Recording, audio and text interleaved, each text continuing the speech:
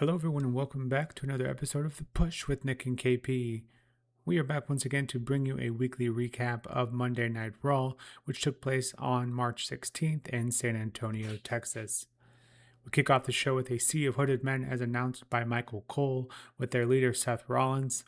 Seth goes on to tell us that he created the vision, but now he's going to destroy it. Paul Heyman comes out and he looks absolutely terrible, feeling those effects from that attack from Seth Rollins not that long ago, but gets no sympathy from the crowd. F.U. Heyman is echoed throughout the arena.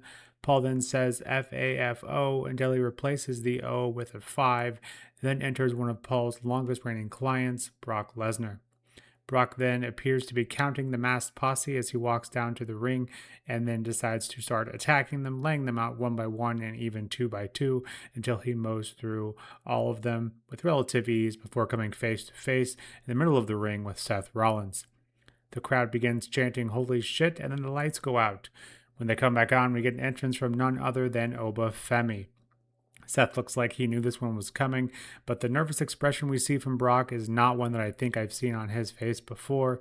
The crowd is then alternating between Oba and Who chants before Oba hits the beast with a fall from grace and puts his foot on top of him, as seen there in the upper left-hand corner.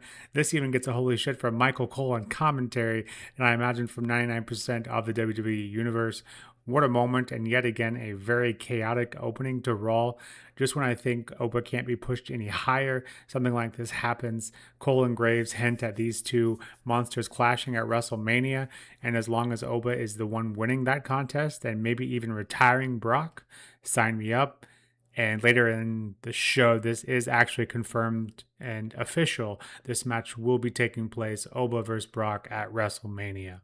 Our first matchup of the evening has the original El Grande Americano going up against the authentic El Grande Americano with Rayo and Bravo, the Americanos, after the latter became our 2026 Rey de Reyes this last Saturday on the same named PLE put on by AAA. It was a pretty good match, but nothing new really introduced here. Kind of more of the same. The Americanos very much play dividends here, as they always do, and contribute to the ending while Rayo is being taken out by the original El Grande. Bravo loads the authentic El Grande's mask, and once again, the original hits a diving headbutt. But with that loaded mask, that's the last of the match there. The authentic El Grande gets the win because of it, and once again, thanks to the Americanos, gets the win. This begs the question, and as asked by Michael Cole, can the authentic El Grande ever get the job done without the interference? Perhaps at Mania, because I can't imagine where else his rivalry is going. I'm fine with that matchup, but I think if you continue to have these guys run it back with the same outcome, it is going to be dull by the time we get to Mania. So we'll see what they do in the meantime. But I think they need to kind of steer away from having these guys go back and forth with kind of the same outcomes week in, week out. Our second match of the evening has AJ Lee defending her Women's Intercontinental Championship against Bayley, who, even though she lost to Flammer at Rey de Reyes over the weekend, qualified for this opportunity in a gauntlet match last week on Raw. AJ Lee, who hasn't attempted to defend a championship since 2014. Unlike in 2014, though, AJ Lee successfully defends her title here by taking advantage of a missed elbow drop from Bayley by locking in a Black Widow to get the win, and still your Women's Intercontinental Champion, AJ Lee. This is a really good contest and probably the best AJ Lee has looked since returning to WWE. While, of course, it didn't hurt to be in the ring with the future Hall of Famer and that of Bayley, who's had a very busy, albeit frustrating week in terms of results. A bit more after the match, however, though, when we return from commercial break, we see our Women's Intercontinental Champion, AJ Lee, being absolutely ambushed by the man, Becky Lynch. Officials are finally able to pull Becky away from AJ Lee temporarily, but it's clear that Becky has not quite given up on regaining that IC Championship. And before Becky calls it a night, she then hits AJ Lee with her own title, lays her out, and finally feels good about the results here after walking away from the situation. We are then joined by our men's Intercontinental Champion, Penta, who essentially issues an open challenge without actually saying the words, but it's answered by none other than Dragon Lee for our third match of the evening. On its face, this is a pretty exciting contest, but can it deliver?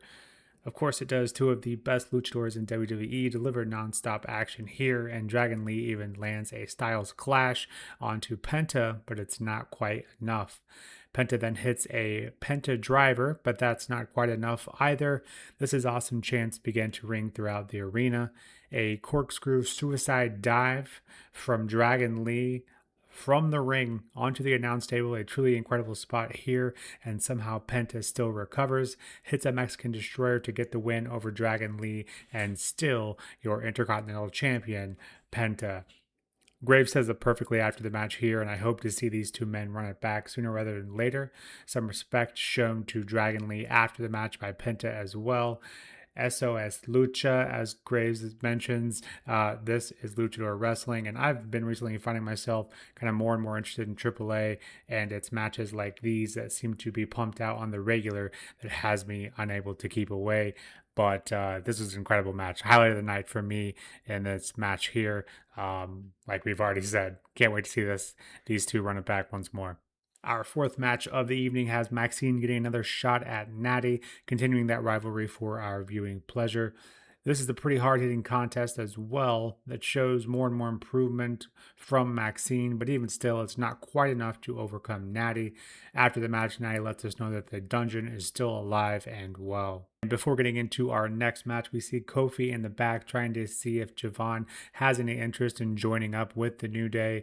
After putting down Dragon Lee, though, after his banger of a match just a bit ago, Javon does decline.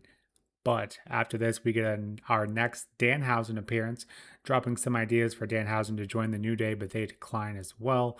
In response to this, he drops a curse on Grayson Waller after Kofi sees what's coming, throws Grayson in front of Danhausen and the oncoming curse. And more on that soon, I would imagine, but another great kind of segment there from Danhausen. Our fifth match of the evening has Raquel Rodriguez, accompanied by Liv Morgan, going up against our women's world champion, that of La Primera, Stephanie Vaquer. This was a nice back and forth match that once again, unfortunately for Rodriguez, takes another loss due to some attempted distraction for Liv Morgan, but gets cut off by Io Sky for some reason. Even though Rodriguez holds her own while eliminating Io from the equation, she isn't able to then get a win over Vaquer. And I'm just sitting here thinking, how long until Rodriguez sees the common denominator in that of Liv Morgan? Every time she tries to interrupt or tries to help, she ends up costing Raquel a match. So have to wait and see, but Raquel has to see what we're seeing. Maybe eventually. Also, a bit random, at least for me, Io joining the fray here, but maybe some more to come on that in the coming weeks outside of just their history with, Io and Vicaire. I don't quite understand why she joined this matchup here to help Vaquer. But yeah, decent enough match. Kind of more of the same from the Raquel and Liv dynamic, and we'll wait and see if Io has something else to do here in this whole situation. Final segment of the evening once again features Roman Reigns, who calls down CM Punk to the ring. Punk does eventually join Roman in the ring, but he sure does take his sweet time in doing so. Once both grab a mic, insults are absolutely flying as they typically do between the two. A rare Samoa Joe shout out here, miss you in WWE Joe. Dig on CM Punk's ability to main event are then met with Roman's inability to show up on a weekly basis. Roman then calls Punk's insults unoriginal and tries to leave the ring, but Punk then says it's his show, his title, and his main event, and that he'll let Roman know when he can come and go. Roman then says we all know Punk can talk on the mic, but when the talking stops and the walking starts, Punk can't hang with the tribal chief because he's old. This is somehow the straw that breaks the camel's back, and Punk lands a shot that knocks Roman on his ass, but Roman's sitting there smiling and asking for another, and that is how this episode of Raw comes to a close. So once again, another good promo battle here between Roman and Punk. I don't think anyone, kind of expects these to not be entertaining, but we do finally get some fists flying there, and just like that, that is this episode of Raw all done. Overall, I thought this was a pretty good episode. We got some more wrestling than we've been getting in the past few weeks, and not only that, the actual wrestling that we did get was very high quality. So that's obviously a combination that gives us a pretty good show. The highlight of the evening has to be Dragon Lee versus Penta for the IC title. And speaking of IC title, the Bailey and AJ Lee match for the women's IC title was a pretty quality contest as well. Tons of continuing storyline here as well, with Raw ending in another promo battle between Punk and Reigns, but nothing holds a candle in terms of storyline to the statement made by Obafemi. If I had to give this Raw a rating, I think I'd give it an 8.5. This one felt like a show closing in on Mania. And speaking of, just like that, we are 33 days away from the grandest stage of them all, WrestleMania 42. But what did you make of this episode of Raw? Please let us know in the comments below. And as always, don't forget to hit that like and subscribe button, as it does help us out very much over here at The Push. But until next time, this has been the latest episode of The Push with Nick and KP. We'll see you soon.